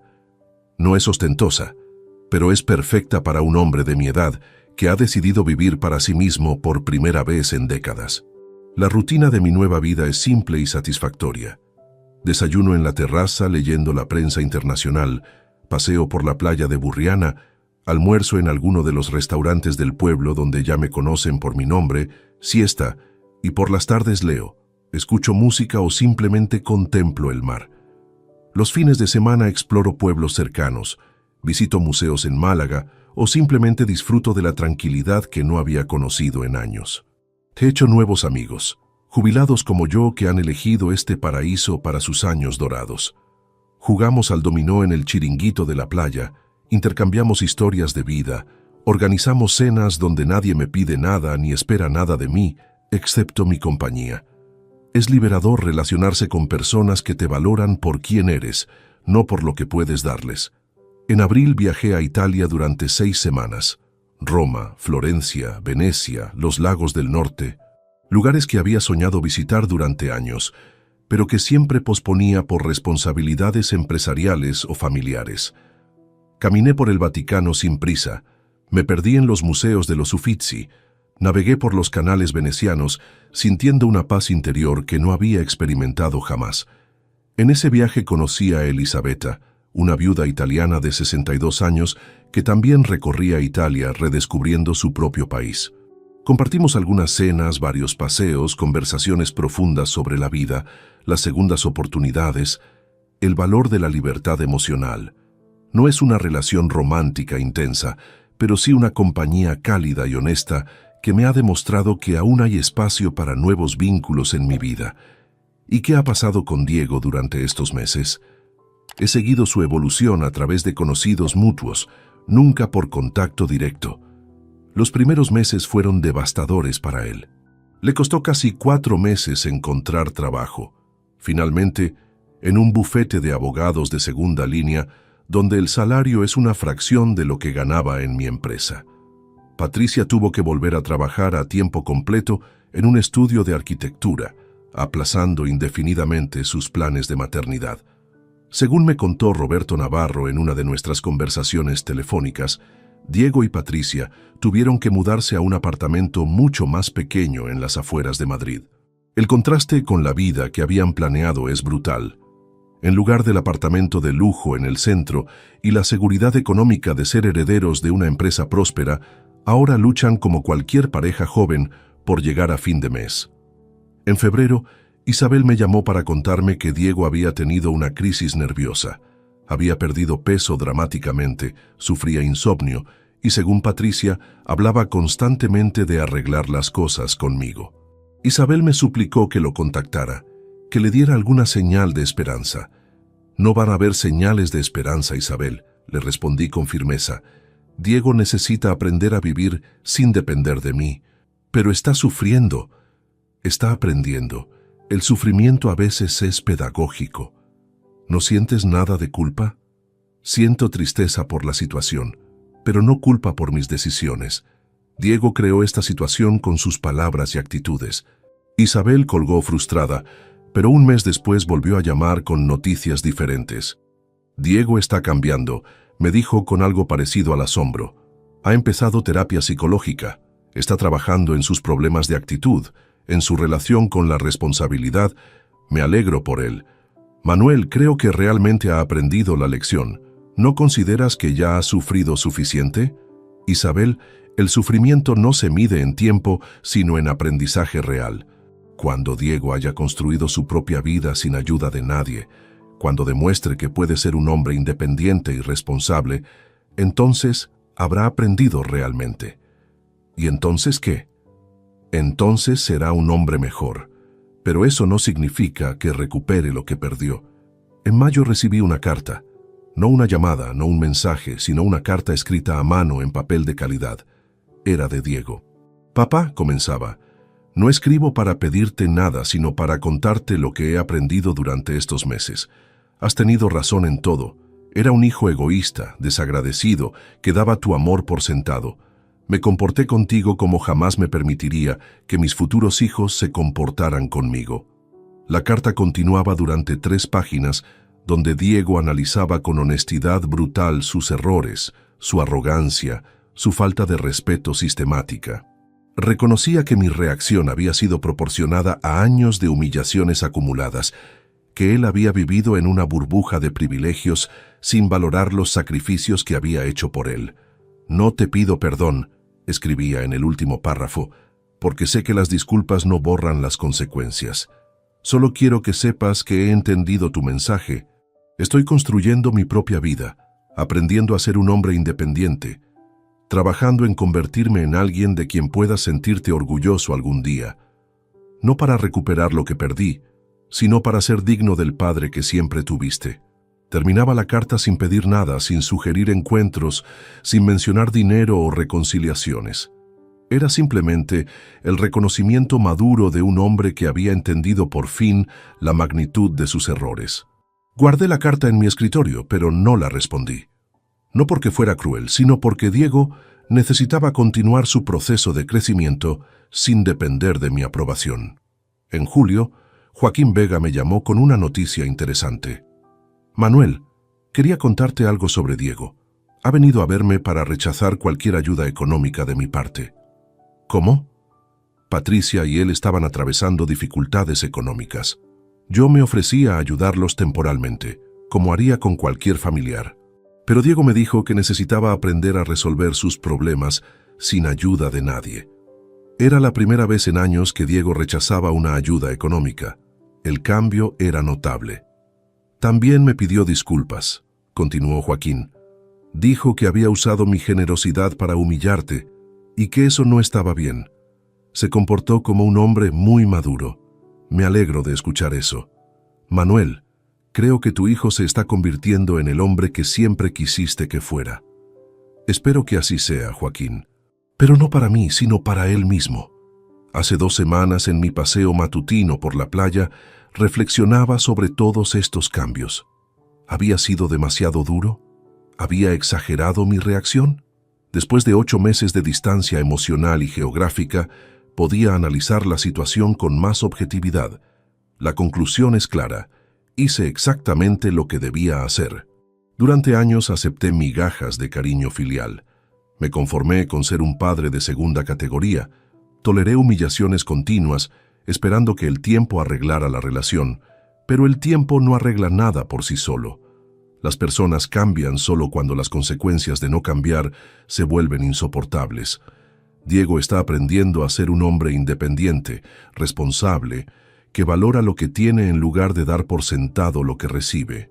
Patricia está descubriendo que su marido puede ser más fuerte de lo que imaginaba cuando no tiene redes de seguridad. Ambos están construyendo un matrimonio basado en el esfuerzo mutuo, no en expectativas heredadas. Y yo estoy viviendo la etapa más plena de mi vida. ¿Volveré a tener relación con Diego algún día? Posiblemente. Pero será una relación diferente, basada en respeto mutuo, no en obligaciones filiales o expectativas patrimoniales. Si él continúa creciendo como persona, Si demuestra que ha aprendido realmente las lecciones de estos meses, quizás podamos reconstruir algo auténtico. Pero ya no necesito esa relación para ser feliz. He aprendido que la felicidad no depende de los hijos agradecidos, sino de la paz interior que viene de tomar decisiones coherentes con nuestros valores. Mientras el sol se pone sobre el Mediterráneo y preparo mi cena en esta cocina donde solo cocino para mí, sonrío pensando en la ironía de la situación. Diego tenía razón. Su padre no había dado ni una flor para su boda, pero ahora su padre se regala flores a sí mismo cada día, y eso resulta ser más gratificante de lo que jamás imaginó. La vida comenzó a los 65 años, y es hermosa. Si te gustó esta historia, dale like al video, suscríbete al canal y comparte tus impresiones en los comentarios. Para escuchar la próxima historia, haz clic en la caja de la izquierda. Gracias por vernos.